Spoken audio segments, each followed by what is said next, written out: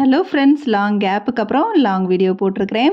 வீடியோக்குள்ளே போகிறதுக்கு முன்னாடி இந்த வீடியோ பார்த்துட்டு இருக்கவங்களுக்கும் என்ன இது வரைக்கும் சப்போர்ட் பண்ணவங்களுக்கும் ரொம்ப ரொம்ப நன்றி.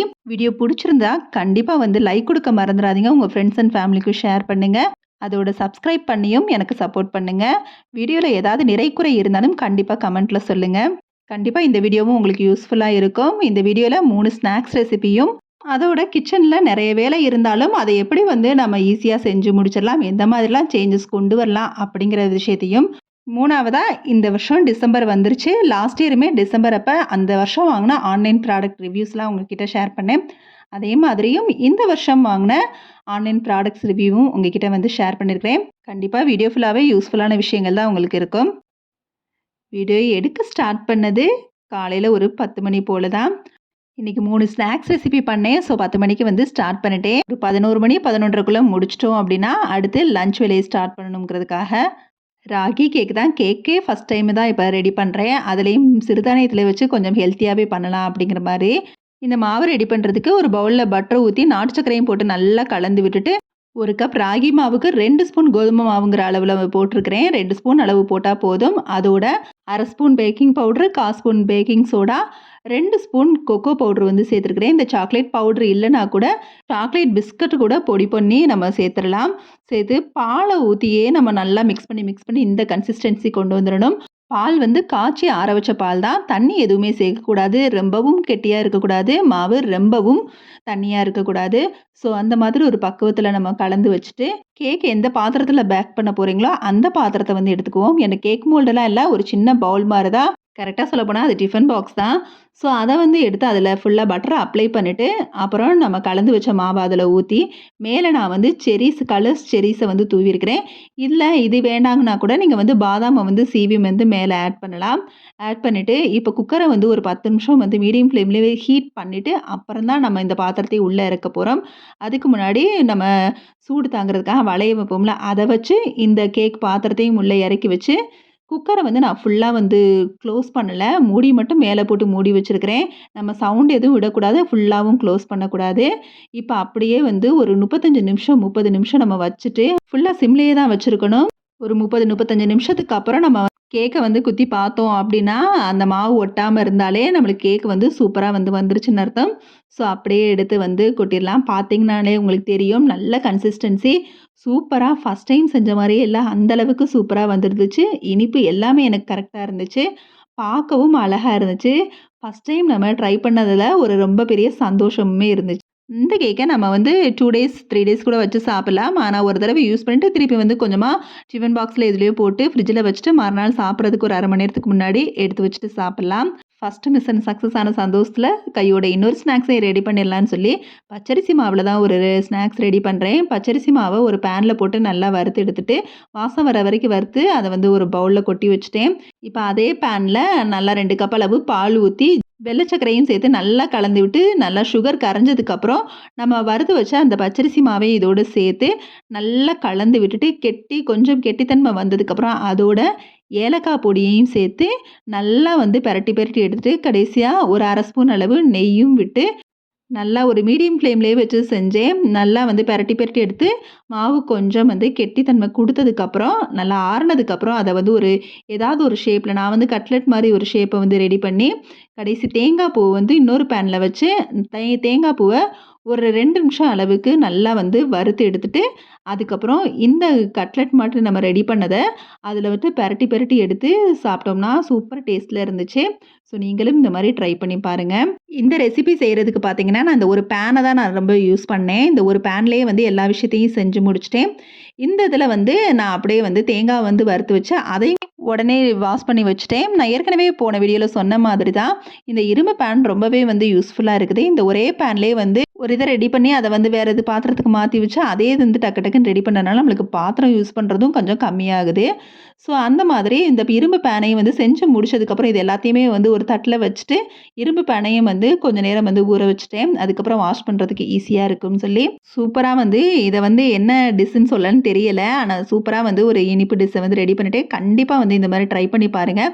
நான் கூட கொஞ்சம் சந்தேகத்திலே தான் செஞ்சேன், டேஸ்ட் எப்படி இருக்குன்னு ரொம்பவே சூப்பராக இருந்துச்சு. 2 இனிப்பு டிஷ்ஷை வந்து ரெடி பண்ணிட்டேன்.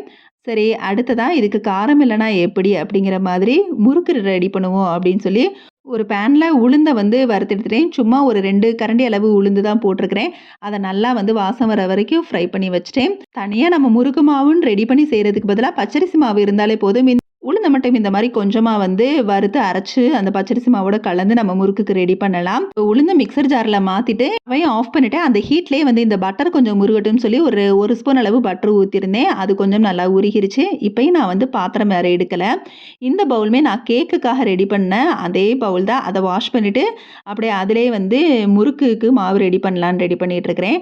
பச்சரிசி மாவு 1 1/2 கப்பு, 1/4 கப்பு உளுந்து, தேவையான அளவு உப்பு, கொஞ்சமா ஜீரகம், கொஞ்சம் வந்து நம்ம பட்டர் உருக்கி வச்சிருந்தது அதையும் ஊத்தி, கொஞ்சமா ஓமமும் சேர்த்து, ஓமமும், சீரகமும் நல்லா கிரஷ் பண்ணிட்டு கையிலேயே உள்ளங்கையில வச்சு கிரஷ் பண்ணிட்டு சேருங்க.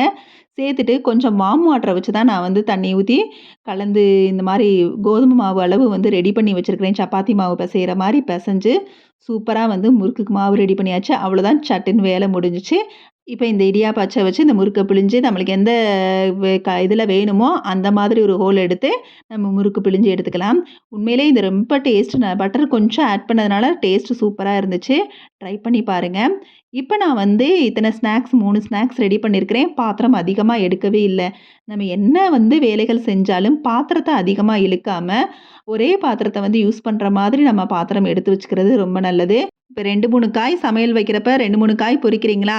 இந்த மாதிரி அகலமான பாத்திரம் அதாவது வடச்சட்டி மாரி எடுத்து வச்சுக்கிட்டோம் அப்படின்னா, 2 அகலமான பாத்திரத்தில சமைக்கிறீங்க அப்படின்னா, 2 அகலமான பாத்திரத்தையும் வந்து ஒரே நேரத்தில வந்து ஸ்டவ்ல வச்சுட்டு, அத வந்து ஒரு ஸ்டவ்ல வந்து ஒரு காய், இன்னொரு ஸ்டவ்ல இன்னொரு காய்ன்னு சொல்லிட்டு, திருப்பி வந்து அந்த காய் ரெடி ஆனதுக்கப்புறம், ஒரு கிண்ணத்தில மாத்தி வச்சுட்டு, அதுக்கப்புறம் அதே 2 பாத்திரத்தில, ஒரு பாத்திரத்தில குழம்பு, இன்னொரு பாத்திரத்தில காய் அப்படிங்கிற மாரி வச்சுருங்க. ஸோ நம்ம வந்து பாத்திரம் வந்து கிச்சன்ல அந்த சிங்க்ல நெறஞ்சா தான் நம்மளுக்கு ரொம்ப இரிட்டேட் ஆகும். அடுத்தடுத்து செய்றதுக்கே நம்மளுக்கு எரிச்சலா இருக்கும். ஸோ சிங்க்ல வந்து பாத்திரம் அதிகமா விழுகாம இருந்தாலே, நம்மளுக்கு வேலைகள் வந்து அதிகமா வந்து இருக்காது. சொல்லப்போனா நீங்க யூஸ் பண்ற பாத்திரத்தோட அளவுகளையே குறைச்சுக்கங்க. டம்ளர்னா இத்தன டம்ளர் தான் இருக்கணும்.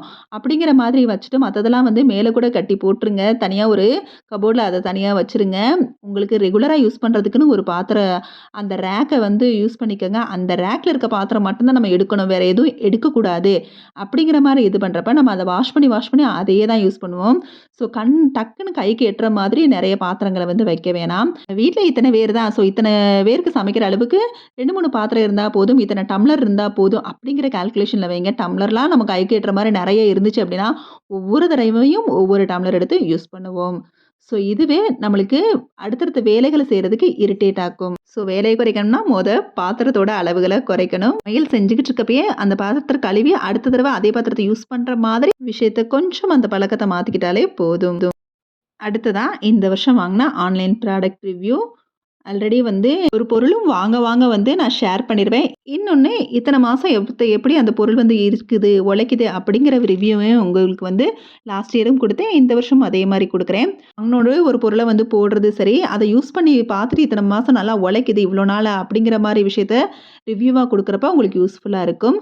அந்த மாரி தான் நான் வந்து ஃபர்ஸ்ட்டு டேப் காட்டினேன். அந்த சில்வர் டேப்பு. சிங்க்கோட யூஸுக்கு ரொம்ப ரொம்ப யூஸ்ஃபுல்லா இருக்குது. ரொம்ப ஸ்ட்ராங்காவும் இருக்குது. எந்த ஒரு கம்ப்ளைண்ட்டும் இதுவரைக்கும் வந்தது கிடையாது.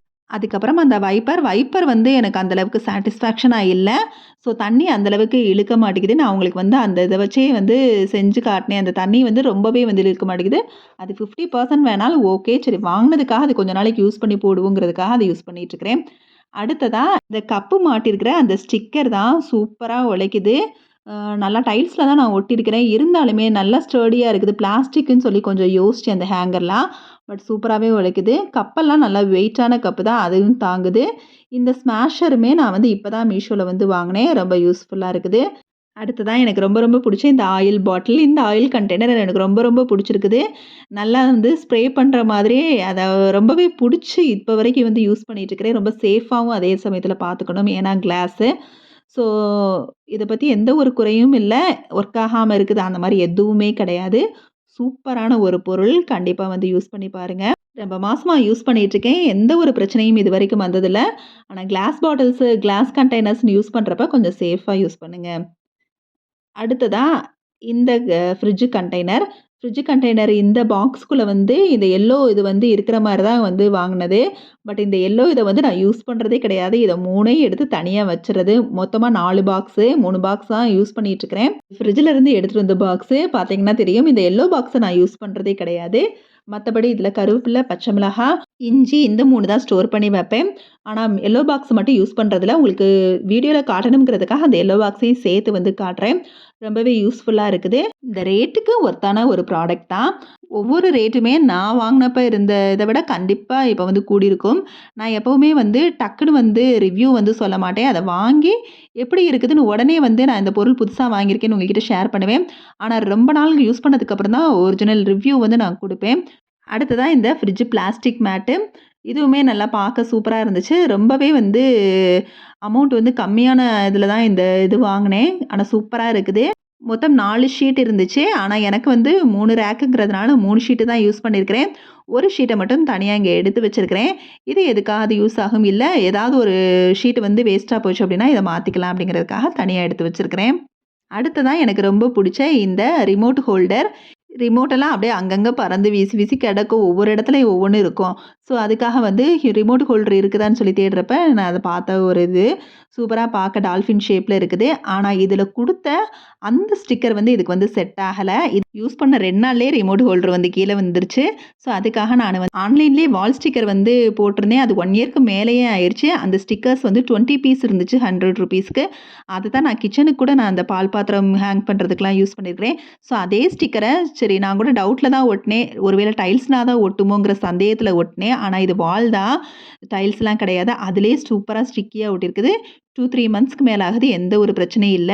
அந்த வால் ஸ்டிக்கர வந்து இதே மாதிரி நான் வந்து ஃபோட்டோஸும் ஹேங் பண்ணியிருக்கிறேன். சூப்பரா வால் ஸ்டிக்கர் உழைக்குது. அந்த வால் ஸ்டிக்கருமே ஆன்லைன் ப்ராடக்ட் தான். அடுத்தது இப்ப இந்த லாஸ்ட் வீடியோல நான் வந்து போட்டிருந்தேன். இந்த பாக்ஸ் தான். இந்த பாக்ஸ் வந்து செட்டா வந்து வாங்குனேன். இன்னொரு அந்த ப்ளூ கலர் பாக்ஸுமே ஆன்லைன்ல வாங்குனது தான். அதுவுமே நல்ல கட்டியா ஸ்டர்டியா இருக்குது.